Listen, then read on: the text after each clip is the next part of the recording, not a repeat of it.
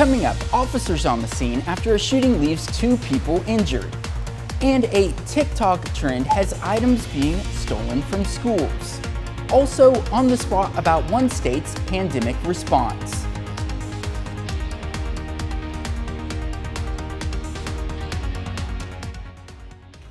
Good morning and welcome to the KOAM Morning News. It's 5 a.m. I'm Zach Dodge. Those stories and more coming up, but first, Michael Hayslip is here, even though we had a close encounter of the deer kind a little bit earlier this morning. How are you doing, Michael? You win, man.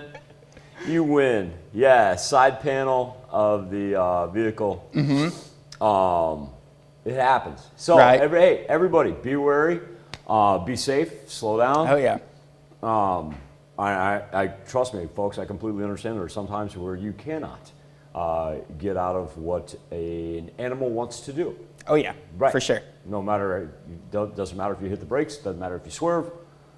Sometimes they're going to find you. Yes, that they are. Glad to see you're here and good, though. I love you, and I greatly appreciate that open. That was perfect, man. 69 degrees right now over 7th and Range Line. It's going to be a warm one today. It's going to be a warm weekend as well.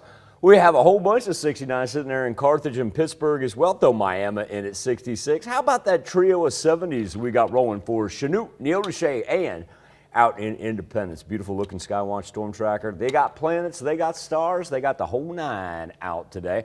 You'll notice the thunderstorm activity, same track as yesterday. So from Nebraska all the way up to the Canadian border, that is where we're going to kind of put the severe weather risk. Now, it's a little bit less than yesterday, but you'll also notice too, it just kind of carves out the 4 states there.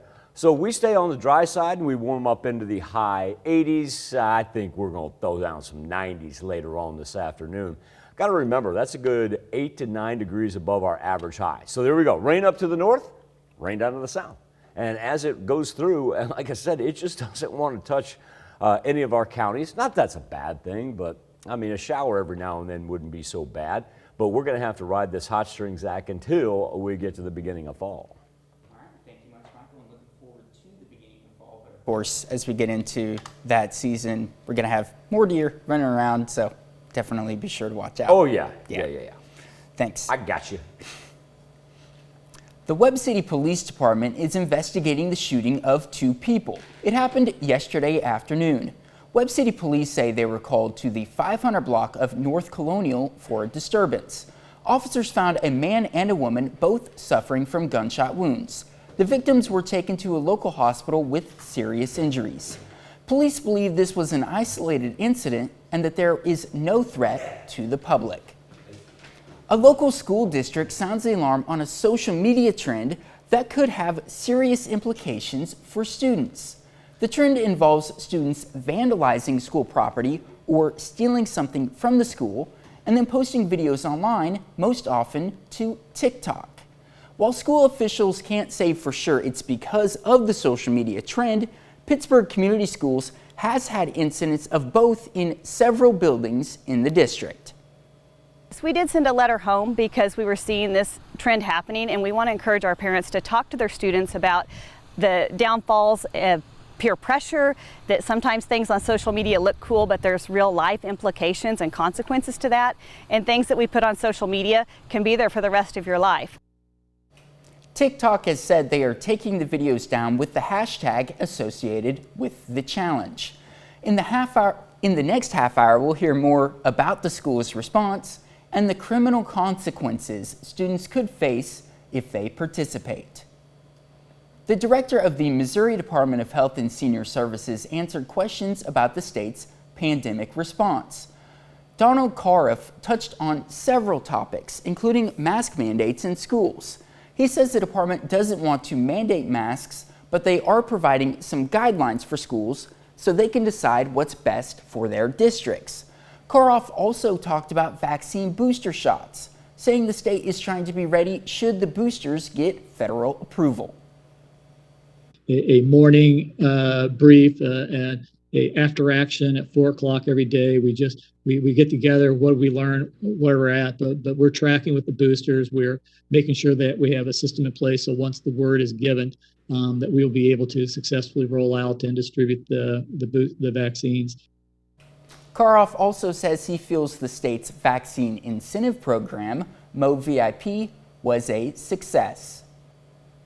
One of the suspects in the hit-and-run death of a Pea Ridge, Arkansas police officer has a trial date after pleading not guilty to numerous charges connected to the crime.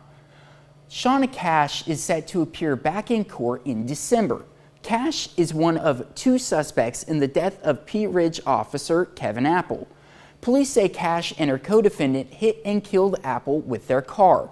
Cash is charged with capital murder, escape, fleeing, 2 counts of aggravated assault, leaving the scene of a personal injury accident, criminal mischief, obstructing governmental operations, and reckless driving. Her co-defendant Elijah Andazola has also pled not guilty. Former Kansas City Chiefs assistant coach Britt Reed is scheduled to go to trial in April after a crash in February that seriously injured a 5-year-old girl.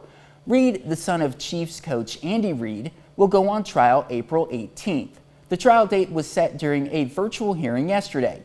Prosecutors say Britt Reed was speeding and under the influence of alcohol when he hit 2 cars on an Interstate 435 entrance ramp near Arrowhead Stadium. A child in one of the cars, 5-year-old Ariel Young, suffered a traumatic brain injury. The trial is expected to last about a week. The Webb City Fire Department is working to determine the cause of the fire that damaged the Missouri Metal Recycling Building. It happened before 11:30 yesterday morning. The Webb City Fire Chief tells us he believes the fire was started by a worker who was welding, but the official cause of the fire has not yet been determined. Crews from Webb City, Oronogo, Joplin, and Duquesne responded to help put out the fire. It's 5:07. All right, Zach, this is amending this a little bit because I do think that I'm going to bump that cold front up a day right there. We're going to roll 90s, into consistent 90s. That's crazy. When I look at those highs and I was like, we're just going to keep it at 90, I think, all the way through. And then finally, we're going to get a good cold front that's going to take place from Monday into Tuesday, bring us rain showers, and with our first day of fall being September 22nd and the fall equinox on Wednesday, actually mild. We'll get a chance to dip below seasonable temperatures there for the middle of next week.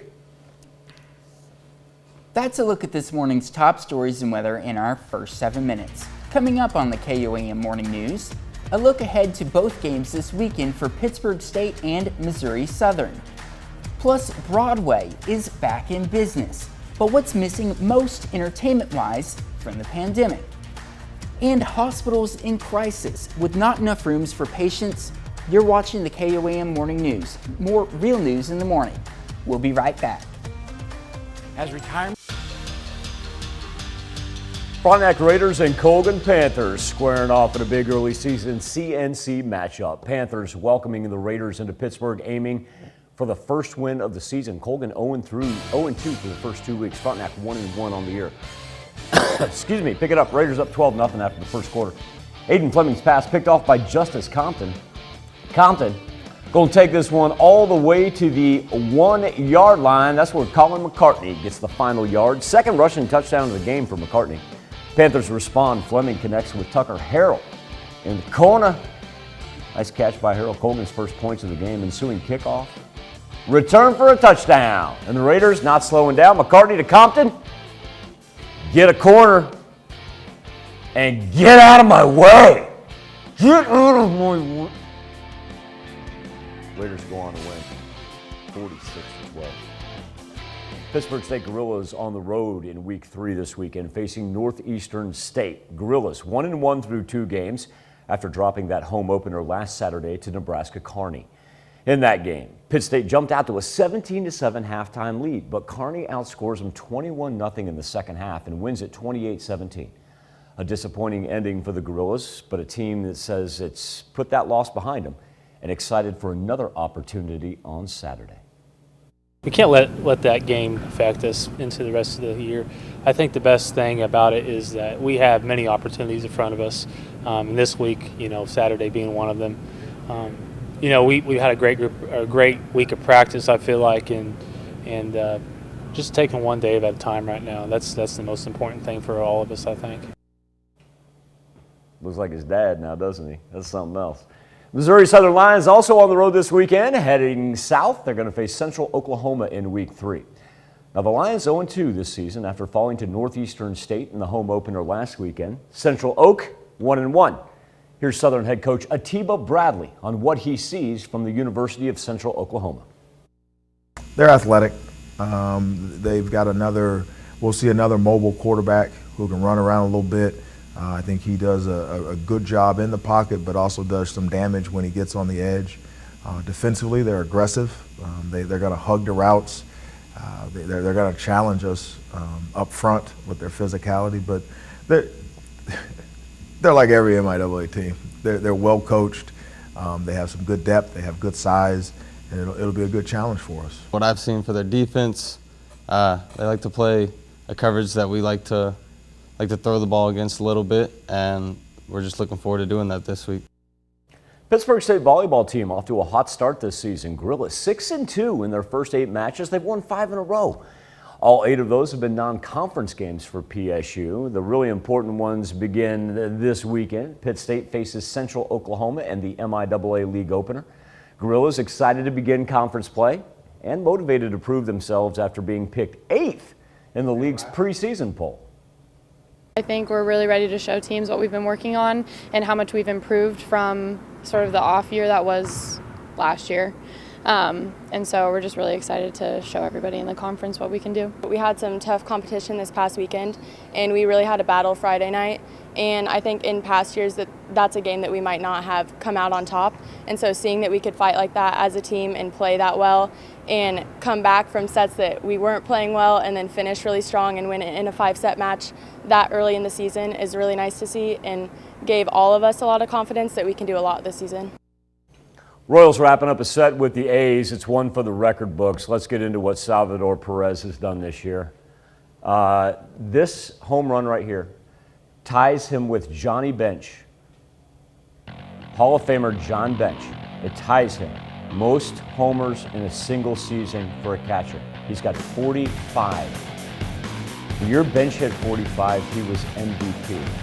And I know Salvy's not going to win MVP, but man, I tell you what, I hope somebody recognizes the performance he's put together this year and he ends up with some votes. A's win this thing 7-2. What an unbelievable season. Still to come on the KOAM Morning News, we've got Broadway back in business, but what are you missing most entertainment-wise from the pandemic? And a check on our 7-day forecast from the KOAM Morning News returns. At CBS. Just touched past 5:17. Let's take a look at 7th and Rangeline. Dry intersection and warm, I'll tell you that much, 69 degrees already. Humidity not too bad, only 84%. Temperatures ranging anywhere from about 65 to 70. Look at this slew of 70s. Now we're up to 4. Parsons, Chanute, Neodesha, Independence all hanging right there. And then we've got 69 in Carthage, 68 in Lamar, and 66 in Miami. We have a clear Skywatch storm tracker. We're going to keep all the thunderstorm activity up to the far northwest of us for today. And as we push through the 7-day forecast and into the weekend, 90 degrees on the horizon just about each and every afternoon. Look at that cold front, though, that's going to sweep in on Tuesday, bring us some rain and mild temperatures for the first day of fall, which is on Wednesday. Time now to turn our attention to the KOAM Facebook page and our Instapoll. Lights shining a little brighter in New York City as some of Broadway's blockbuster hits lifted their curtains for the first time. Now, our question for you, though, is about entertainment during the pandemic. Karen Kafa goes to Broadway, shows us how there's still an uncertain path ahead for productions and performers. Welcome back to the theater. A big night requires a big welcome, and Hamilton fans got one from creator Lin-Manuel Miranda on Tuesday. I don't ever want to take live theater for granted ever again, do you? Major shows like Hamilton, Wicked, and The Lion King raised curtains after an 18-month intermission, and New York City declared Broadway is back. When Broadway is up and running, It says so much about New York City. And Mayor Bill de Blasio said so are a lot of jobs and a major tourism driver. Shows going on with vaccine requirements on stage, behind the scenes, and in the seats, and other COVID-19 precautions. Hopefully the theater experience will be terrific for people. They are expected to be masked. For the stage community like Jen Malenke, Leanne Gatto, and Bly Voth, it's a new world. We recognize and honor the fact that the world is different. Our city is different. Being a performer and an artist is different. Prior to the pandemic, their venture Broadway Babysitters was already matching performers with childcare gigs that brought offstage income and allowed them to teach song, dance, and music to kids. To give them jobs that they could come back to, that we celebrate them getting gigs and then coming back whenever they are done with that gig, and to have fun and be able to make a living while they're auditioning and trying to make a career as an artist. As COVID-19 set in and curtains closed, Broadway Babysitters moved quickly to help keep more struggling performers on their feet. We did have families no longer need in-person care, but we saw the need for virtual care, for events, for a distraction during a time when no one knew what was going on. Many performing arts organizations stayed afloat with virtual offerings. Now, as patrons come back into theaters, Matthew Wexler, editor-at-large of the Broadway blog, says there's opportunity to reimagine Broadway's reach. I think another critical piece of this, and we'll see how this unfolds, particularly when we're talking about commercial theater, is who gets in the door to see these shows. How do we make Broadway accessible to more diverse audiences? And for Broadway Babysitters, they don't mind that team members may not be available every day. We're seeing them get those auditions. We're seeing them get those callbacks. As stages reset and the lights come back up. New York, New York. I'm Karen Kefa reporting. And, you know, if you're a fan of Broadway, if you're a fan of live music, if you're a fan of the cinema, maybe you just like to binge watch at home. Our question for you this morning is, what's the biggest change that you've had entertainment-wise during the pandemic? We gave you about 4 options on there. You can always log on to KOAMnewsnow.com/vote. I will do my best to get it on Facebook. Rick Norton, Guy Hansen, shout outs to you guys. I miss you guys. We'll be back with Health Watch next. Topping Health Watch, hospitals in hard-hit parts of the country are overwhelmed with COVID patients. In Florida, dozens of hospitals are at 100% occupancy in their ICUs. In Alabama, ICUs are above 100% capacity across the entire state. And in Idaho, hospital ICUs are so close to capacity, they're forced to send patients across their state border to Washington, which is dealing with its own crisis. Around 10 million Americans have had LASIK surgery to correct their vision since it was FDA approved 20 years ago. But now a lesser known vision correction procedure is offering a smaller incision and quicker recovery. Some doctors consider this LASIK 2.0. 25-year-old Kelby Dolata is all about adventure, such as scuba diving in Thailand. I also like outdoor activities like rock climbing, biking, swimming. But dealing with glasses and contacts sometimes would leave his active lifestyle floundering. If I'm swimming or doing something outdoors or get something in my eye, I always have to worry about the contacts washing away. Or even put him in dangerous situations. One time I ran completely out of lenses and I had to drive a motorcycle to the contact lens store with one eye like this, trying to avoid potholes. So Kelby looked for a solution to get rid of his vision problems for good. That's when he found SMILE, or small incision lenticular extraction. With LASIK, eye surgeons use a laser to create a flap on the surface area of the cornea. But with SMILE, we don't have to use a flap. So we're using a laser to create the correction just below the surface of the eye, of the cornea, through a very tiny opening. Since there is no flap, there's no chance of the flap shifting, flooding, or dislocating while doing physical activities. But as soon as the next day, patients could resume those activities. Kelby had the SMILE procedure. My vision was already almost 100% better just the next day, allowing him to have better vision for his newest adventure, welding.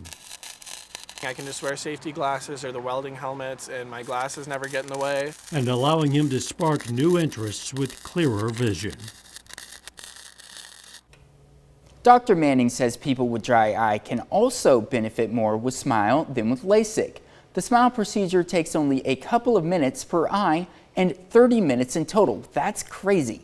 The price is about the same as LASIK at $2,500 per eye and is not covered by insurance. That's a look at some of today's top health stories. You're watching the KOAM Morning News. I know, right? Yeah. 90s until we get to the middle of next week. Then a cold front just in time for fall. Back after this.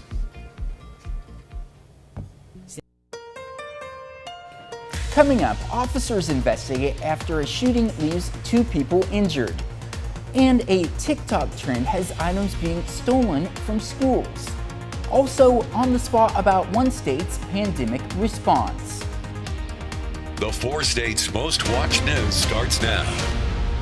Good morning and welcome to the KOAM Morning News. It's 5:30 and we've had a perfect start to the mid-September day. And before we get to those stories, let's check in with Michael with our first look at the forecast. It's delightful outside, It Zach. is. Humidity not too bad. Temperature's absolutely perfect. And look at that average high for this time of year. 82. Yeah. We're 82. just blowing that out of the water each and every day. I mean, and get used to it because we're going to be right around 90 degrees again. So we got a good 20 degrees to go for this afternoon. But like I said, it's great right now. Look at that barometer, bottom line, that pressure on the rise.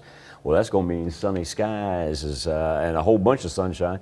We've already got, 70s, a smattering of 70s across the board. So that gives you an indicator that if we're going to be off to a warm start like this in mid-September, just wait till we get to the 7-day forecast. Though I'm going to give some overnight lows that you're going to be like, oh wait, it actually may feel like fall here eventually. Look at how the thunderstorm activity rides the jet stream right there from Nebraska all the way up to the Canadian border. And when we talk about the severe thunderstorm risk map, just carve out the 4 states. We're going to be on the dry side. Everything, we got stuff to the northwest. We got stuff to the southeast. We're not going to see anything, quite frankly. We're going to see a whole bunch of sunshine. I promise you that. But really no precipitation and just a whole lot of above normal temperatures. Now, for those of you pining for fall, here we go. Tuesday. Actually, I think it'll start late Monday.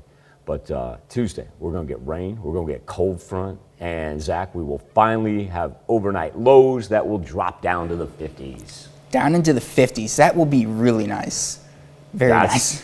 It's been nice the last couple of nights, but that's going to be kind of crazy. No, that means Michael's got to go find his jeans and his long underwear. Here we go.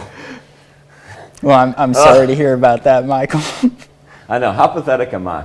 I'm kind of first world problems, but Oh, trust me, buddy.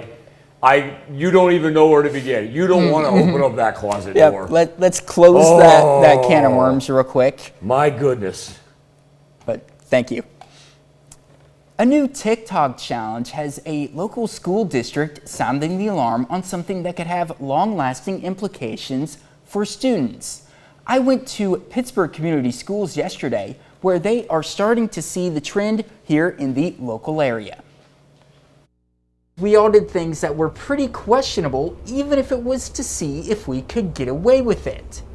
But now students are getting in on a TikTok trend that could follow them later in life. Let's turn it into something really destructive now. The Devious Lick Challenge on TikTok has come to area schools. It's where students vandalize or steal school property and post videos on TikTok for the views. We have seen some vandalism and small theft in the building. At Pittsburgh Community Schools, they started seeing that last week across the district. And while they can't say for sure it's because of the challenge, the timing is suspicious and what's going missing is pretty small. It's more for the act of stealing it for the social media post than trying to get a large item. And while the things that are being stolen here in Pittsburgh are pretty small, the sheriff says that it is still stealing. So students could be facing 2 separate sets of consequences. Honestly, it's criminal damage of property. You're going to get consequences from the school, and then potentially you could have criminal charges on a silly challenge. The district says some students have already returned what they stole,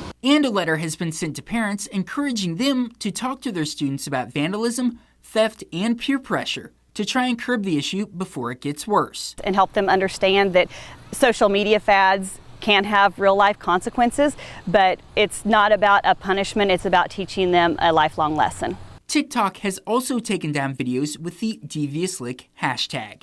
In Pittsburgh, Zach Dodge, KOAM News. Schools in other parts of the country have reported things being stolen like fire extinguishers, computers, sinks from in the bathrooms, and more. The Webb City Police Department is investigating the shooting of 2 people. It happened early yesterday afternoon. Webb City Police say they were called to the 500 block of North Colonial for a disturbance. Officers found a man and a woman both suffering from gunshot wounds. The victims were taken to a local hospital with serious injuries, but police believe this was an isolated incident and that there is no threat to the public. A Marionville, Missouri murder suspect is now in police custody. The Aurora Marionville Police Department says they arrested Jamie Lee Godfrey. He's accused in the murder of 50-year-old Jess Davis. Davis was found dead in his Marionville home the other day. Authorities are not releasing more information about Godfrey's suspected involvement. They did thank community members and law enforcement for, quote, jumping into the action to help with this case. One of the suspects in the hit-and-run death of a Pea Ridge, Arkansas police officer has a trial date after pleading not guilty to numerous charges connected to the crime. Shauna Cash is set to appear back in court in December. Cash is one of the 2 suspects in the death of Pea Ridge officer Kevin Apple. Police say Cash and her co-defendant hit and killed Apple with their car. Cash is charged with numerous charges like capital murder, escape, fleeing, 2 counts of aggravated assault, leaving the scene of a personal injury accident, criminal mischief, obstructing governmental operations, and reckless driving. Her co-defendant Elijah Andazola has also pled not guilty. The Webb City Fire Department is working to determine the cause of a fire that damaged the Missouri Metal Recycling Building. It happened before 11:30 yesterday. The Webb City Fire Chief tells us he believes the fire was started by a worker who was welding, but the official cause of the fire has not yet been determined.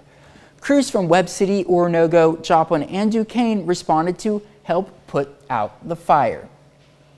The director of the Missouri Department of Health and Senior Services answered questions about the state's pandemic response. Donald Cariff touched on several topics, including mask mandates in schools. He says the department doesn't want to mandate masks, but they are providing some guidelines for schools to decide what's best for their individual district. He also talked about vaccine booster shots, saying the state is trying to be ready should the boosters get federal approval. A morning brief and a after action at 4 o'clock every day. We get together, what we learn, where we're at, but we're tracking with the boosters. We're making sure that we have a system in place so once the word is given, that we'll be able to successfully roll out and distribute the vaccines. Karoff also says he feels the state's vaccine incentive program, MoVIP, was a success. That's a look at our top news stories. Coming up this half hour on the KOAM Morning News, one country is doling out COVID vaccines to children as young as 2 years old. And a thwarted attack with details from overseas. But first, it's 5:38. Hot one in our hands, Zach. We're going to raise up into the 90s today. As a matter of fact, that's pretty much how we're going to finish off summer. Fall equinox coming our way on Wednesday. And just before it, we finally get some rain and a cold front. We'll be back with more KOAM Morning News and World Watch right after this. Did you know? Topping World Watch, German officials say a possible Islamist terror attack on a synagogue was averted after authorities were tipped off. Police received a tip that an attack on a synagogue could take place during the Yom Kippur festival. A 16-year-old Syrian was among the 4 arrested in connection with the threat on the Jewish holiday of Yom Kippur. Cuban children are the youngest anywhere in the world to get vaccinated for COVID-19. Patrick Oppman with the story on how the Cuban government is using its homegrown vaccines for children and adolescents between ages 2 and 18. First comes the jab and then the tears. In this one clinic in Havana, the day we visited, over 230 children between the ages of 2 and 5 were vaccinated, hospital administrators tell us. Several countries around the world have begun to vaccinate children, but Cuba is believed to be the first to vaccinate toddlers on a large scale. Even though COVID vaccinations aren't mandatory here, Laura tells me she didn't hesitate to bring her 4-year-old daughter, Anisol, to get the shot. I'm relieved, she says, because a lot of people are still getting sick, and with the vaccine, we are more protected. Rather than rely on importing vaccines from abroad, Cuba has produced its own homegrown anti-COVID drugs. The island's government says studies show they are safe, even in children, and have begun sending data to the World Health Organization for its approval. With the Delta variant, cases in children are soaring in Cuba. And just since August, 10 children have died, according to government statistics. Something doctors here tell us they didn't expect would happen. It's more gratifying to vaccinate a child, she says. You put the vaccine and know they're going to be immunized and won't have serious complications or even die from COVID. The pandemic has hit Cuba hard with food and medicine shortages and in-person schooling canceled indefinitely. Cuban officials had said that they would reopen schools in early September, but with a surge of new cases and deaths, those plans are on hold. Now officials say that before they can safely reopen schools, they have to complete an island-wide vaccination campaign that includes children. I meet Marcel and her daughter Paola right before the 3-year-old gets her vaccine. I'm very happy, she says, more than when I got vaccinated. Vaccinating her is the biggest comfort yet. Cuba's vaccines require 3 doses. So there are more jabs to come for these kids. But parents say if it means that life can begin to return to normal for their children, then all the tears will have been worth it. Patrick Ottman, CNN, Havana. That's a look at some of your biggest headlines from around the world. Now let's toss it over to Michael for our Something to Talk About. Thank you, Zach. This morning from the KOAM News Now Facebook page, I'm just going to be honest with everybody, okay? I'm Facebook illiterate. I'm terrible. I miss the days when we used to, converse over Facebook with your comments. But what I need you to do if you want to take part in this morning's Instapoll is go to komnewsnow.com/vote. Because that's going to be the way to do it. I'm just putting it out there. Anyway, Broadway is back in business, and while that means great things for New York City, it's still kind of unclear how performers are going to emerge post-pandemic. Well, we're not even post-pandemic as of yet, but at least theaters are back open. But our question for you specifically is the biggest change you've had entertainment-wise during the pandemic. And we threw 4 options up there, whether it be movie theaters, which nobody seems to miss, concerts, streaming at home, or sporting events. And like I said, these are just changes that you've encountered, whether it be having to wear a mask, whether it be not going to them, or evidently, the majority of you say, hey, I've come to this new thing where I stay at home and I stream my entertainment right there in my living room. Once again, KOAMnewsnow.com/vote. Of course, we always got good stuff on Facebook as well. We'll be right back with the news you need to know before you head out the door right after this. Here's a check of today's top headlines. The news you need to know before you head out the door. A local school district sounds the alarm on a social media trend that could have serious implications for students. The trend involves students vandalizing school property or stealing something from school and then posting videos online, most often to TikTok. While school officials can't say for sure it's because of the social media trend, Pittsburgh Community Schools has had incidents of both in several buildings in the district. The Webb City Police Department is investigating the shooting of 2 people. It happened yesterday afternoon.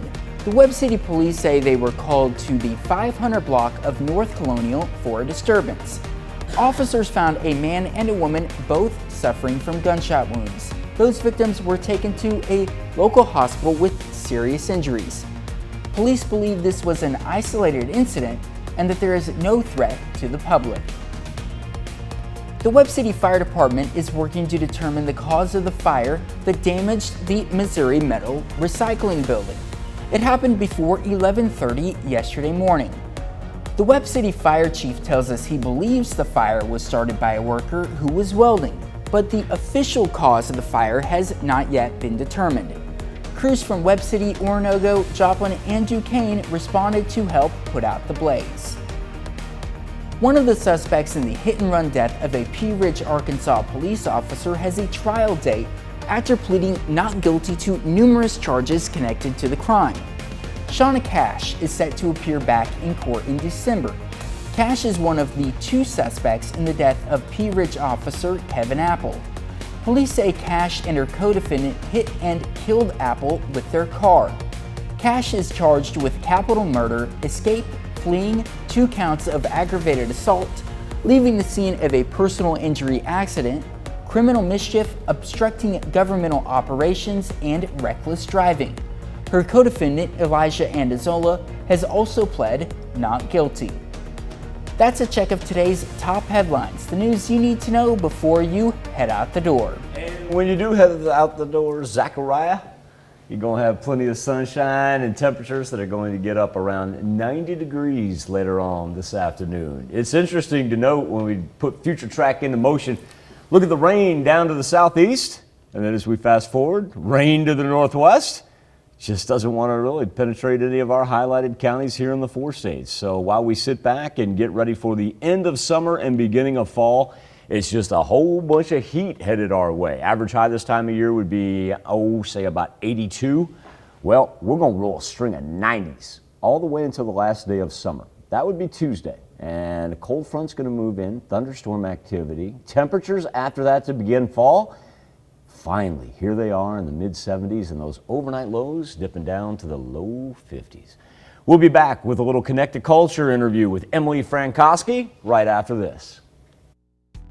Welcome back to the KOAM Morning News. One of the things about Connect to Culture that is so fortunate for us here in the 4 states is the amount of exhibits, performances, and art festivals that they bring us. And of course, that's why we're fortunate enough to be joined by Emily Frankowski of Connect to Culture. Emily, thank you so much for your time this morning. I want to hit on one exhibit that's currently ongoing at Missouri Southern right now. And it's called, and I want to make sure I get this right, Detention Past, Landscapes of American Incarceration.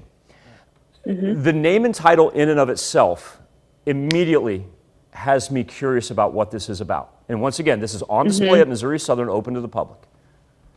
Yes, this is a really powerful exhibit on display at MSSU's Spiva Art Gallery by Emily Hanako Momohara. And she's a really talented photographer who has focused her exhibit on the forced removal of nearly 120,000 Japanese Americans during World War II. That they were put in concentration camps, and she went to those former sites of incarceration between the years of 1999 and 2014. She photographed what she found there, and then she revisited that place in 2020, took photographs of the original images, and just had this reflection on them and how this incarceration is similar to separation of families and different kinds of incarceration that is currently going on at the U.S.-Mexico border. So she reflects on, how that happened in the past, what's happening now, and these images are just so powerful. And as you know, this is a part of a larger semester-long of events that focus on Japan at Missouri Southern State University. So I really encourage everyone to go and take a look at these really powerful photographs by Emily Hanako Momohara. And also, too, it's running until the 24th. So I encourage everybody to get out there ASAP and take a look at it. Because like I said, when I simply saw the title, I was like, I need to get out there and see this. Now, while that wraps up the 24th, you've got a special event coming up on the 25th. Mixed media block pendants. Yes, what exactly this is are going to be those? so much fun. Oh my gosh. Well, if you haven't been to the Joplin Empire Market and checked out the Market Artisans artwork and different things that they've made, you need to do so because Brenda Hayes, who is a local artist, has her artwork there, and she makes these really cool mixed media block pendants. And you can use whatever type of materials, and she'll teach you how to create your very own. And you can bring little pieces of paper or different kind of mementos that you might want to incorporate into this piece of artwork that you'll create and be able to wear as a piece of jewelry. And this is happening all at Spiva Center for the Arts, downtown Joplin, on September 25th. That's amazing. And I know that I need to register for that. What's my best way to do that? Yes, so you just go to spivaarts.org and go to their classes section, find this class and register there. It's $30 to take the class, but you're also learning from a professional artist right here in Joplin. Emily, that is tremendous. I got a couple more things that I want to talk to you, but do you have time to stick around? I'm running up against a hard break. Absolutely. Okay, yes. Because one of the things I want to ask you is if it was truly Colonel Mustard with the candlestick in the dining room. We'll have to find out. Be back after this. Go ahead and roll the 90s, not only into the weekend, but also all the way to the last day of summer. That's going to be on Tuesday. A cold front's going to sweep through just in time for the first day of fall. So if we can hold on for 4 more days and ride out the heat, I promise you there definitely are some autumn-like temperatures on the way with overnight lows in the 50s. We'll be right back after this. Coming up, officers investigate after a shooting leaves 2 people injured. And a TikTok trend has items being stolen from schools. Also, on the spot about one state's pandemic response. The 4 states' most watched news starts now. Good morning and welcome to the KOAM Morning News. It's 6 a.m. I'm Zach Dodge and I'm joined by Michael Hayslip as always. And Michael, it's still dark outside. What is going on with the sun this morning? Where is the glow cloud? Where is the glow? What's happened to it? Glow cloud, get ye here.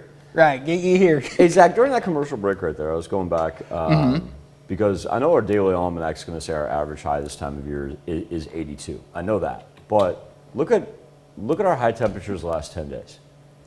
Look at our average daily high for the month of September.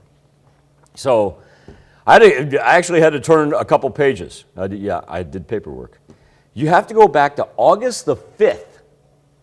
August the 5th. We hit 83 degrees. That is the last time we were below 84. And I'm going to have to go back into the spring to even find an 82. That's how long it's been. I mean, it has been impressive as far as what we've had. Remember the massive end of July heat wave? Yes, I did. And then August started off so tame and everything was just fine. Average high for August was 90.6. Okay? It's not like it disappointed. 67 degrees is where we stand over 7th and Rangeline right now. Humidity, it's a little deceiving, 90%. It's not sticky out whatsoever. We still have 70s hanging on in Neodesha and Parsons, 65 in Monette and Cassville. Don't mind Emma in at 65 as well. Wake up, Shusha. It's time to get up and get around. Skywatch Storm Tracker, we are nice, clear, and clean with all the thunderstorm activity still ranging from Nebraska all the way up to the Canadian border through the Great Lakes, and look how it just rides that mid-level jet stream right there. For us here at home, no worries on the severe thunderstorm risk map. It just either stays to the northwest or the southeast of us as our weather trend was going to lift us up into the 90s once again. Let's just say 90 is the key number here. Like if you're playing, I don't know. It's not Powerball. What do you play with a number 90? Number 90. I mean, Powerball would work. Can you get 90 on the Powerball? I honestly don't know. I've never played it. I haven't either. Yeah. Okay. For those of you that may know what you can get a number 90 on, you may want to ride that because that is going to be our daily high all the way until Tuesday. Someone will have to I know try you and use cannot that, find yeah. it on a roulette table. Yeah? Okay. Not that I would know that. Sure. All right. I'll take your word for it. I had a friend tell me that. All right. Thanks, Michael. The Webb City Police Department is investigating the shooting of 2 people. It happened yesterday afternoon. Webb City Police say they were called to the 500 block of North Colonial for a disturbance. Officers found a man and a woman both suffering from gunshot wounds. The victims were taken to a local hospital with serious injuries.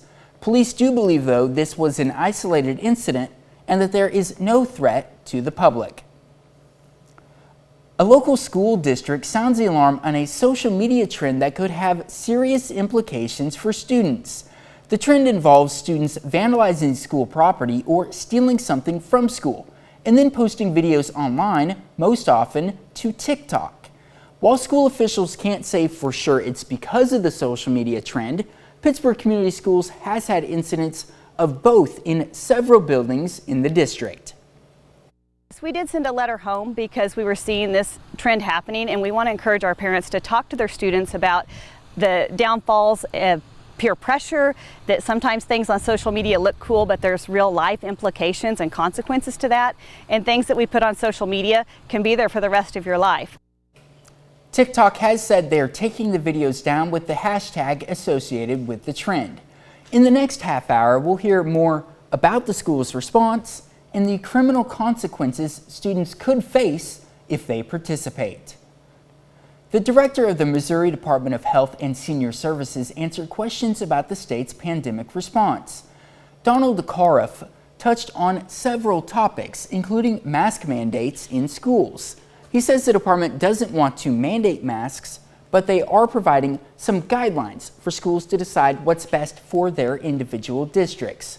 He also talked about vaccine booster shots, saying the state is trying to be ready should the boosters get federal approval. A morning brief and a after action at 4 o'clock every day. We get together, what we learn, where we're at, but we're tracking with the boosters. We're making sure that we have a system in place so once the word is given, that we'll be able to successfully roll out and distribute the vaccines. Karoff also says he feels the state's vaccine incentive program, MoVIP, was a success. One of the suspects in the hit-and-run death of a Pea Ridge, Arkansas police officer has a trial date after pleading not guilty to numerous charges connected to the crime. Shauna Cash is set to appear back in court in December. Cash is one of 2 suspects in the death of Pea Ridge officer Kevin Apple. Police say Cash and her co-defendant hit and killed Apple with their car. Cash is charged with capital murder, escape, fleeing, 2 counts of aggravated assault, leaving the scene of a personal injury accident, criminal mischief, obstructing governmental operations, and reckless driving. Her co-defendant, Elijah Andazola, has also pled not guilty. Former Kansas City Chiefs assistant coach Britt Reed is scheduled to go to trial in April after a crash in February that seriously injured a 5-year-old girl. Reed, the son of Chiefs coach Andy Reid, will go on trial April 18th. The trial date was set during a virtual hearing yesterday. Prosecutors say Britt Reed was speeding and under the influence of alcohol when he hit 2 cars on an Interstate 435 entrance ramp near Arrowhead Stadium. A child in one of the cars, 5-year-old Ariel Young, suffered a traumatic brain injury. The trial is expected to last about a week. The Webb City Fire Department is working to determine the cause of the fire that damaged the Missouri Metal Recycling Building. It happened before 11:30 yesterday morning.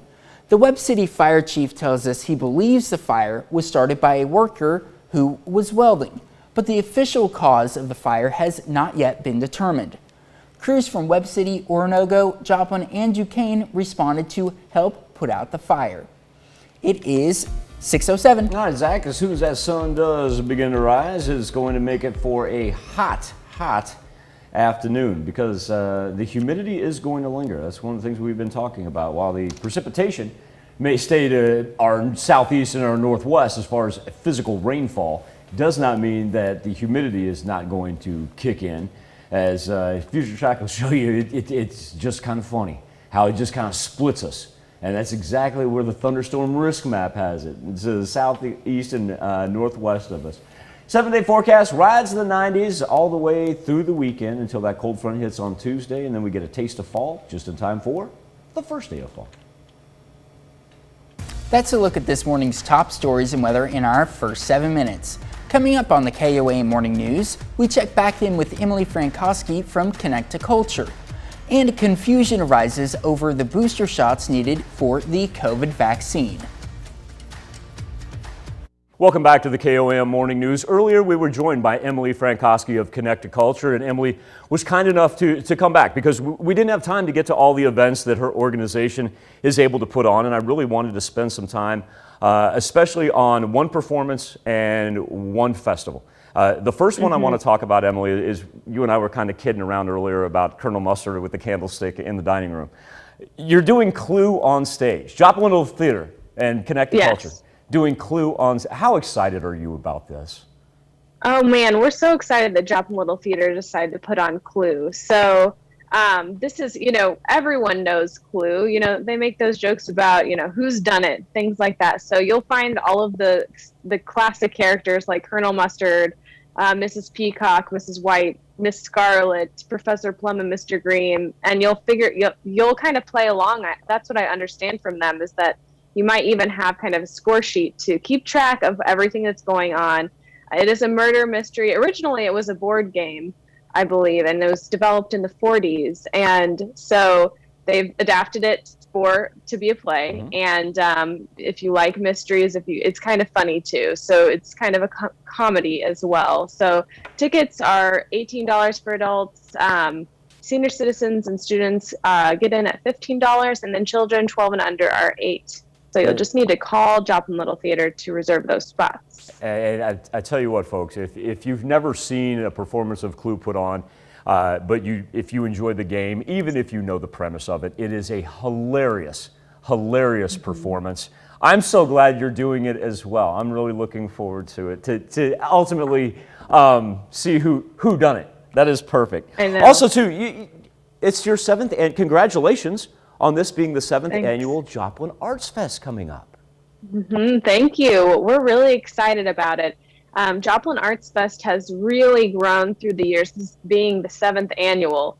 And now Downtown Joplin Alliance has kind of taken the reins as the lead organizer, but Connect to Culture, as well as Post Art Library, Spiva Center for the Arts, Joplin Regional Artists Coalition are all part of the committee that puts on this event.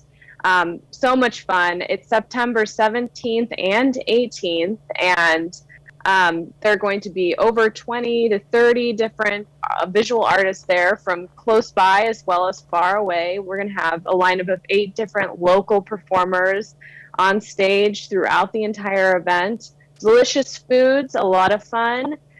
This is kind of our area's premier fine arts festival, so this is the place you have to be this weekend. One thing I always enjoy hearing from people when you get something that has continuation in it, and the fact that this is your 7th one. Emily, what has made this successful and sustainable? I think that what's made it successful is that people just keep coming. They come. This really is an opportunity to help artists sell their work. And people have been receptive. People keep coming. They keep buying artwork. And that's what it's all about. And I think there are big plans for it in the future as well, so that it can continue to grow. And I think we've got a good group behind the event that's going to help do that. So I love to go. I love buying a new piece of art every year, and just, it's just so much fun. If you've never bought a piece of art, this is a great festival to buy your very first one. That is a perfect idea right there. I love that. Like I said, 7th annual, and congratulations on that. And I always like to thank you and Connect to Culture for the culture that you bring into our lives here in the 4 states. We really do appreciate it. Thank you. Emily Frankowski. Our pleasure. Emily Frankowski of Connect to Culture. We'll be back with more KOAM Morning News right after this. We are pretty quiet right now in the contiguous 48. Thunderstorm activity going to stay up to our north right there on that line, stretching from Nebraska all the way to the Canadian border, as you can see as it rides the mid-level jet stream. Here in the 4 states, we are clean and clear with temperatures.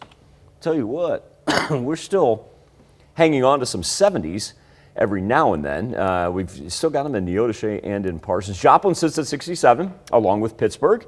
And Miami at 65, along with Monette and Cassville, and then Fort Scott and Nevada, both at 68. So it has been an absolutely delightful morning. Now get ready for some mid-September heat, as the 90s are going to show up probably each and every day until we get to the last day of summer, which happens to be Tuesday, because we'll have the fall equinox happening on Wednesday the 22nd. And you can tell Tuesday, like that last day, ushers us in a cold front. I really think that rain begins Monday night and then brings us a cold front that's going to drop us down with daily highs not only in the 70s, but check out those overnight lows. That's going to be a good 15-degree difference between now and what we'll experience in the middle of next week. We'll be back with more KOAM Morning News right after this. Topping Health Watch this morning, an FDA advisory committee is set to meet tomorrow to talk about recommending booster doses of COVID-19 vaccines. While local health departments are planning for a potential booster rollout, there's still some confusion over the process, and it's still unclear what the committee will decide. Mandy Gaither has the latest in today's Health Minute. Dueling data. That's what's facing an FDA advisory committee ahead of Friday's meeting on boosters. I just think that we need to let the FDA, drive this whole discussion. On one side, vaccine maker Pfizer citing data out of Israel and its own studies suggesting evidence of waning vaccine immunity. But other health experts believe boosters aren't needed now. Advisors will see this recently released document that says the benefit of boosters is likely limited if first and second doses are still effective. And earlier this week, 2 retiring FDA leaders wrote in the Lancet, COVID-19 vaccines don't currently show a need for boosting. I don't think the question is, if we're going to get a booster shot. The question is going to be when. The clock is ticking. White House officials have targeted the week of September 20th to start giving out third shots to all who got the Pfizer vaccine pending FDA and CDC authorization. Ahead of a decision, local health departments are planning for a potential booster rollout, but with some confusion. The CEO of an organization that represents local health officials saying, "We don't want to be unprepared. We don't want to appear uncoordinated on boosters." And no matter the decision on Friday, it's not clear how long a third shot would protect people. We're just going to have to do the boost and then follow people long enough to determine what the durability of that protection is. For Health Minute, I'm Mandy Gaither. The FDA committee is expected to begin discussions and vote on boosters around 2:30 Friday afternoon, according to the agenda. The number of states with a high percentage of obese adults has sharply increased. The CDC reports 16 states now have an obesity prevalence at or above 35%, up from 12 states in 2019. Those include Kansas, Oklahoma, and Arkansas. More than 30% of Missouri adults are obese. Adults with obesity are at higher risk for heart disease, stroke, type 2 diabetes, some cancers, and poorer mental health. Food options at work make a big difference in the healthy eating habits of employees. That's according to a new study by the University of Cambridge. It found workplace cafeterias that offered smaller portion sizes and replaced high-calorie food and drinks with low-calorie options led to workers making healthier choices. Workers ended up buying food with 11.5% fewer calories, which could have a significant impact on obesity. Doctors are more likely to prescribe painkillers to white patients than Black, Hispanic, or Asian patients complaining of back pain. That's according to an UCLA study of medical claims from 2006 to 2015 during the early days of the opioid crisis. The study's author says it's possible some doctors believed patients of color were more likely to misuse opioids, even though data shows that's not the case. Researchers say it shows how medical treatments can be unequal based on race and ethnicity. 1/3 of mothers delayed plans to have more children due to the COVID pandemic. Researchers at the NYU Grossman School of Medicine surveyed more than 1,000 mothers in New York and found many who had been thinking about getting pregnant changed their minds during the first few months of the pandemic. Parents with higher stress levels and more economic uncertainty were more likely to rethink having more kids. That's a look at some of today's top health stories. You're watching the KOAM Morning News. Hey Zach, one thing that I just wanted to look up really fast, we were talking about the average September high in Joplin being 90.5 degrees. It has been a little cooler up to the northwest. Chanute, for example, at the airport, they're logged in at 89.7 degrees. So like I said, just a little bit cooler. Chanute now sitting at 69, which Zach and I finding out that's as high as the Powerball numbers go. But today we'll be in the 90s. In fact, we'll do that all the way to the last day of summer, and we'll be back right after this. Coming up, officers investigate after a shooting leaves 2 people injured. And a TikTok trend has some items being vandalized and stolen from schools. Also on the spot about one state's pandemic response. The 4 states' most watched news starts now. Good morning and welcome to the KOAM Morning News. It's 5:30. Perfect start to the mid-September day. Before we get to those stories, let's check in with Michael where he's going to kind of take over the reins for a couple of minutes and tell us about the weather. Yeah, I know. And we just went film noir. Yes, we did. That's actually pretty cool. Do you like that? Yeah, actually. It frustrates me when it does it. No. Change things up a little bit. Okay. It's pretty nice. How about this? I mean, that's nice too. That's a live look outside of 7th and Rangeline before we go back to film noir over 7th, or live look outside Television City before we go film noir over 7th and Rangeline. No, it is you're right, Zach. It is a gorgeous start, and thank you. You did make me feel better because while we had some wonderful colors right there, you were like, you like the shot, so that makes me feel better. 67 is where we stand right now in Joplin, 70 in Parsons and Neodesha, 66 in Carthage, and 65 in Miami. So we are off to a delightful start, and the barometer on the rise as we've got a high pressure system, and that's indicative of what we're seeing right here. So there you've got the low pressure up to the northwest, and then see this little line right here on the mid-level jet? Well, you've got some low pressure that's down here as well, but right in the middle with us, we have absolutely no concerns. And so check out what the severe thunderstorm risk map does. It just completely cuts us out. And I'm not complaining. Everybody does, everybody loves that. A shower or two, that wouldn't hurt because it may cool us down instead of having to ride the 90s all the way through the weekend. Zach, kickoff forecast for today for high school football. We're probably looking at kickoff temperatures. Say about low 80s, not too bad. Overnight lows by the time the game is over, dropping down to about the mid 70s. No travel concerns. That's the great thing. Think about people on the road, no matter what game you're going to, whether you be a player, whether you be a band member, whether you be a cheerleader. Parents in the stands, everybody's good to go tonight. Good. Thank you, Michael. And actually, I'm going to kind of throw you for a loop for a second. Do you want, you go first and then I'm going to go. We'll blow the clock on this. Sounds good. Just Dylan, control room, I'm doing this. I was just going to ask you if you would want to introduce this next story. Okay, you did. You beat me to the punch because I was going to say, hey, Zach, do you want to peel back the curtain? Sure. Okay. Go for it. So Zach is telling me about this next story. Mm-hmm. Yeah. No, you are. Like Zach's giving me the lowdown yesterday. Mm-hmm. About the story that he's working on. He did a great job reporting on it.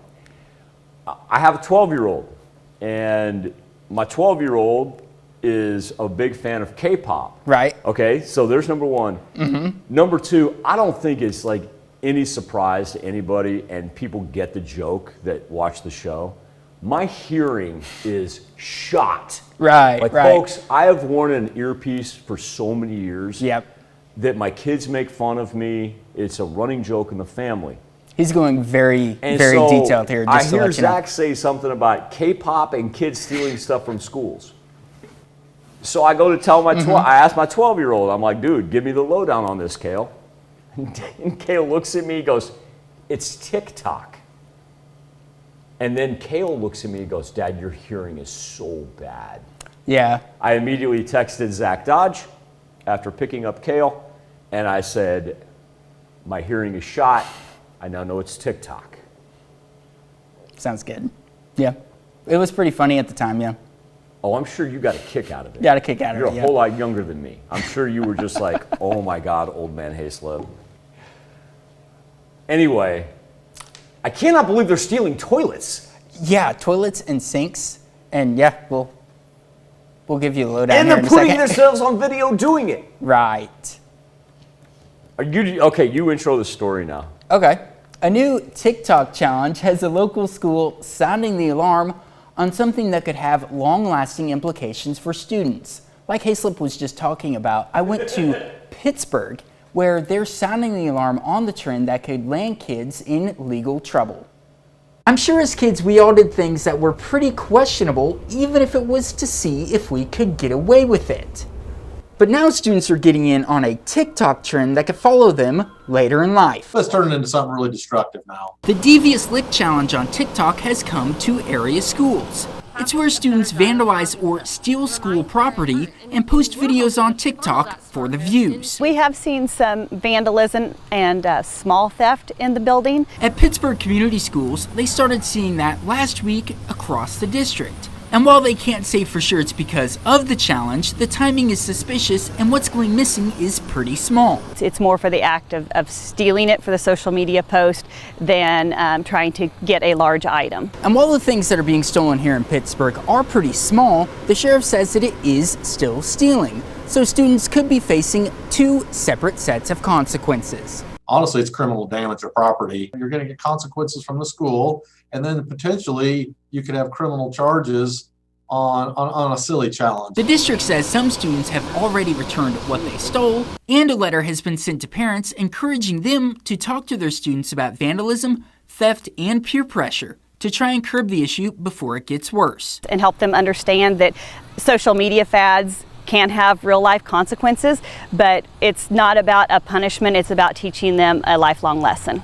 TikTok has also taken down videos with the Devious Lick hashtag. In Pittsburgh, Zach Dodge, KOAM News. Schools in other parts of the country have reported stolen fire extinguishers, computers, COVID-19 tests, and even sinks. The Webb City Police Department is investigating the shooting of 2 people. It happened early yesterday afternoon. Webb City Police say they were called to the 500 block of North Colonial for a disturbance. Officers found a man and a woman both suffering from gunshot wounds when they arrived. The victims were taken to a local hospital with serious injuries. Police do believe, though, this was an isolated incident and there's no threat to the public. A Marionville, Missouri murder suspect is in police custody. The Aurora Marionville Police Department says yesterday, they arrested Jamie Lee Godfrey. He's accused in the murder of 50-year-old Jess Davis. Davis was found dead in his home in Marionville the day before yesterday. Authorities are not releasing more information about Godfrey's suspected involvement. They thanked community members and law enforcement, though, for, quote, jumping into action to help out with the case. One of the suspects in the hit-and-run death of a Pea Ridge, Arkansas police officer has a trial date after pleading not guilty to numerous charges connected to the crime. Shauna Cash is set to appear back in court in December. Cash is one of the 2 suspects in the death of Pea Ridge officer Kevin Apple. Police say Cash and her co-defendant hit and killed Apple with their car. Cash is charged with capital murder, escape, fleeing, 2 counts of aggravated assault, leaving the scene of a personal injury accident, criminal mischief, obstructing governmental operations, and reckless driving. Her co-defendant, Elijah Andazola, has also pled not guilty. The Webb City Fire Department is working to determine the cause of a fire that damaged the Missouri Metal Recycling Building. It happened before 11:30 yesterday morning. The Webb City Fire Chief tells us he believes the fire was started by a worker who was welding, but the official cause of the fire has not yet been determined.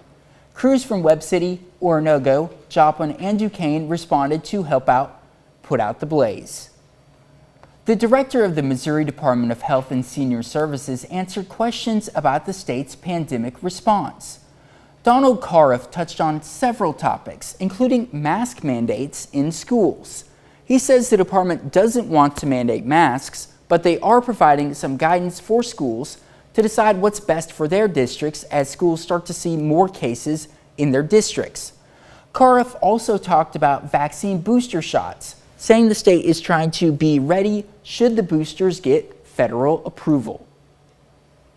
Morning brief and a after action at 4 o'clock every day. We get together, what we learn, where we're at, but we're tracking with the boosters. We're making sure that we have a system in place, so once the word is given, that we'll be able to successfully roll out and distribute the vaccines. Cariff also says he feels the state's vaccine incentive program, Mo VIP, was a success. And now what, Michael's going to have weather? Yeah, Zach, I'm going to throw up the 7-day forecast. Here's what we're going to do is we're going to go to break, and we're going to come back and we're going to do Nation Watch, and I'm going to have some breaking news coming out about the chairman of the Joint Chiefs of Staff, General Mark Milley, and his first public comments coming off of calls made to China during President Trump's administration. So there you go. It'll be sunny and hot today, and we're going to come back and have details on that story right after this. Topping Nation Watch this morning, a prominent lawyer in South Carolina makes his first appearance in court as a suspect. He's accused of a shocking scheme to get life insurance money for his son. Elise Preston has the details. Attorney Alec Murdaugh was on the other side of the law in court Thursday, facing accusations of insurance fraud. You also have the right to a trial by jury. Earlier this month, the 53-year-old said he was shot in the head while changing a tire on this road in Hampton County, South Carolina. Then, police arrested 61-year-old Curtis Smith, accusing him of being part of a plot to get an estimated $10 million in insurance money for Murdaugh's son.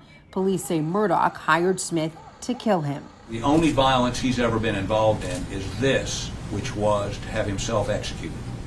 So he's not a danger to the community. The only person he's a danger to is himself. But there was other violence in Murdaugh's life that his lawyer says destroyed him when he found his wife Maggie and son Paul shot to death on the family's property in June. I've been up to it now. It's bad. Okay. Okay, and are they breathing? No, ma'am. Okay, and you said it's your wife and your son?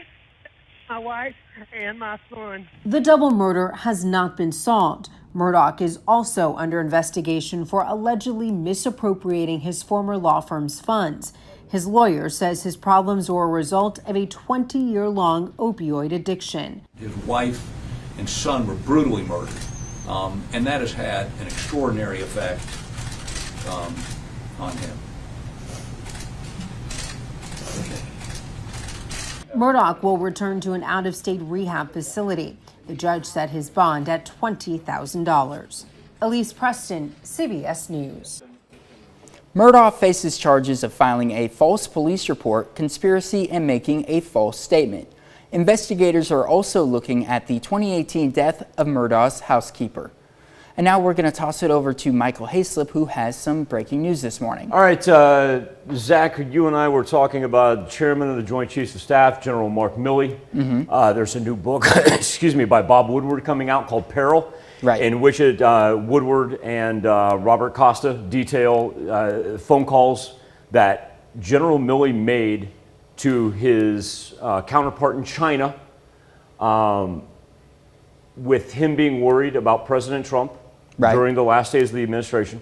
General Milley has come out this morning and confirmed that those phone calls were indeed made. I think the important aspect of this is General Milley, and I want to make sure that I do my due diligence here, General Milley called them routine. He also said they were done to reassure both allies and adversaries in this case in order to ensure strategic stability. This comes on the heels of yesterday when Marco Rubio, U.S. Senator Marco Rubio, called General Milley treasonous, and Senator Rand Paul of Kentucky asked for a court-martial of General Milley. And once again, General Milley now coming out confirming those phone calls were indeed made to China during President Trump's administration. As this story develops, of course, we'll have more. We'll be back. We're going to change the tone. We're going to celebrate birthdays and anniversaries right after this. We take this time now to honor today's four-state hero. Sean Carlson served in the U.S. Marines from 1992 to 2012. A native of Miami, Carlson was stationed in Japan and Iraq. We are proud to salute Gunnery Sergeant Sean Carlson, today's four-state hero. Zach, let's get our birthday list started with Emmett Guffey, celebrating a big number 4 birthday. And I tell you what, kiddo, the hat and the shirt to match. I absolutely love it. Happy birthday, big guy. And a very happy birthday to Kinley and Carly Welch, the twins celebrating their 6th birthday in Humboldt. And they help out at our market there in Humboldt. Look, well, they look like they're ready to rock and roll. Looks like they're doing it right there. I love very that. Cool. Happy birthday, kiddos. Oh, no. Dude, how are you 8? How are you 8 and why are you just showing off? Yeah, he is showing off. Because you're that cool? Mm-hmm. That's why. That's why. I love that dude right there. Hey, Mav, I want you to have a marvelous day. You know what? I'm going to let you rule the roost today. Don't tell your mom that I said that, okay? No, Mav, his brothers and sisters, his mom, his dad, everybody. You know I love you, kiddo, and happy 8th birthday. And nice catch, by the way. Well, you take me with you next time. Dad won't take me, so maybe you'll take me with me. And a very happy birthday as well to McKenna Jennings, turning 8 years old in Jasper. Yeah, we're getting some great pictures this morning. That is wonderful. That's great, doing some gardening. Getting your hands dirty. I love that. Yeah. Marley Mordecai is turning 9, and that's a marvelous picture as well. What a great smile. Happy birthday, Marley in Carl Junction. And a very happy birthday to Laken Schult, turning 9 years old. Yeah. Schulte, yeah. Thank you. No, that's all right. I know that. Like, I know the family. Yeah. Yeah. I should ask you beforehand no, sometimes. It's okay. But happy birthday to Laken, who's turning 9 years old in Seneca. Her dad is the high school basketball coach. And so, of course, I remember him when he was playing high school ball. Nice. I do. And so, yeah, of course, now Laken loves basketball as well. So happy birthday and love Mimi and Papa. Happy birthday, Laken. You do have a wonderful family, kiddo. Tinley Janae Thompson is now double digits, and the cake and the candles to prove it as she turns the big number 10 in Mound Valley. Love from Mimi and Papa. And Tinley, you better look to your left because it looks like you got somebody that's eye-spying that cake. Just zoned in on it right there. That's great. Poor Tinley's like, I'm getting to be a young adult. And he's like, no, cake. Cake and fire. That's great. Happy birthday to Tinley Janae Thompson. Turning. Wait. Sorry, I got mixed up. Tatum Laney Smith, turning 11 years old in Nevada. Love mom, dad, sister, and brother. I love that little Nevada, little Nevada Tiger Pride. Yeah. Right there. I love that. Selena Rosensteel. Speaking of a little pride, Selena Rosensteel on the court right there. Selena is turning 12 in Parsons, and I'm going to tell you what, kid, shooter's going to shoot. Marcus, how do you break out of a shooting slump? Not that Selena's ever been in one. You keep shooting. Boom. You do that, Selena. A very happy birthday to Logan Yoakum, turning 15, and look at that. How cool is this? That is super cool. So we got a little note here. This is him jumping off of Sturgeon Rock into the Snake River in Hell's Canyon, Idaho. That is super cool. And yeah, you sound lucky to have been able to go there.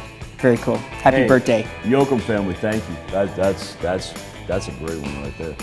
Derek Wagner turning 15 out there on his Sea-Doo on Grand Lake. Hey, Derek, I got to tell you this much, man. That would be a fun time, too. And I'm not trying to embarrass you, but I want you to know these are happy, special birthday wishes from your mother.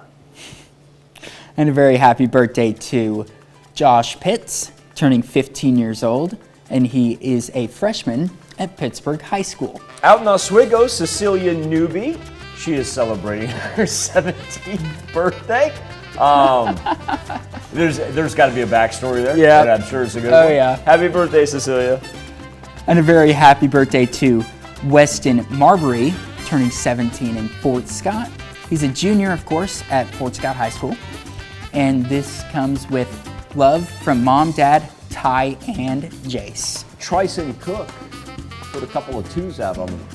Yeah. We're just getting spoiled by people's pictures. We today. are. This is tremendous. Out there and, oh, I can't remember where the buffalo around here. I got a couple I just completely blanked. I know where they are. Tri-City. We're not sure exactly where that was located, but that's right. a marvelous picture, my friend. Yeah, that's a great. Happy birthday in Columbus. And a very happy birthday to Erin Brumbaugh. What? 29 years old in Pittsburgh. So her birthday was actually yesterday. And Erin gave birth to her new baby daughter, Eliza, on her birthday. You can see her there in the picture.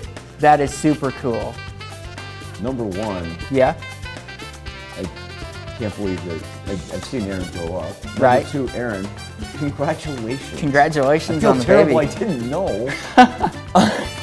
So welcome to the world, Eliza. Yeah. And happy birthday, Erin. Take time and enjoy it. And I know you will. I know you will. And congratulations. That's tremendous. Raven Whitworth, turning 30 years old. Everybody in Chanute knows Raven because she is the owner of Salon 63. So happy birthday, Miss Raven. And a very happy birthday to Chad Harris, turning 44 years old in Jasper. Got a couple of fours up there. Let's run out to Erie because we got a couple out there. I'm going to start with Jim Burns. He's celebrating his 64th birthday. You got a smile like that, you know you're having a good time. Happy birthday, Jim. And a very happy birthday to Dawn Beard, also in Erie, turning 65 as well. Lula Mae Villegas. She is turning 95 in Oswego. I would like everybody in Oswego to run by, give Lula Mae a social distancing birthday wish from all of us. Happy birthday. Happy birthday, Lula. And a very happy birthday as well to Mr. Gary Shaw in Joplin. Who dat? I don't know. Who is that? Who is that? Of course, Joplin City Council member and used to serve as the mayor of Joplin. And he's also the Central Christian Center administrator there in Joplin on Main Street. So people know Gary. Happy birthday. Happy birthday, Gary. And who that is, this dude right here, our creative services director, goes by the name of Dale Switzer. Wow. The majority of you watching right now, you probably don't know him, unless you live around my neck of the woods, and that's when I see him out walking and whatnot, and I say hello. What you don't understand, folks, is like the commercials and the production value and the opens that we have for our shows. It's all done by that person. Yes. It's not like a company, network, corporate thing. The person that you're looking at right there, he makes these. Right, from scratch. And not only that, all those different voices you hear in our commercials, he's that dude. Right. He does all this. If I had 1/100th of an ounce of his talent, I would be happy. Yeah. Because I marvel at him every single day. And on top of that, he's also the nicest and smartest person that I've run into. And interesting note, kind of funny note, it's weird seeing him in the blue shirt in that picture because every day he'll be walking down the halls wearing a black right. That did throw me long for a sleeve loop shirt, when yeah. the picture showed up. But happy birthday, Dale. Dale, please know that we love you and we absolutely adore and respect you and know that we wouldn't be here if it were not for your talents. And a very happy birthday to Rachel Gregory in Columbus. Selena Curtis, a happy 22nd in Parsons. Jared Pyle, what's up, Jared? Celebrating a birthday in the NAC. And Crystal Dixon, a happy birthday in Miami. And then we have a couple of anniversaries today as well. For David and Donna Volk in Carterville, it's their 40th anniversary. So happy anniversary to you. And Ken and Bonnie Feist, a very happy anniversary to you in Chautauqua as well. All right, we knocked that out of the park. Zach and I got to pay some bills real fast, and we'll come back, wrap up this edition right after this. Oh yeah, you can be a part of the KOAM Birthday Club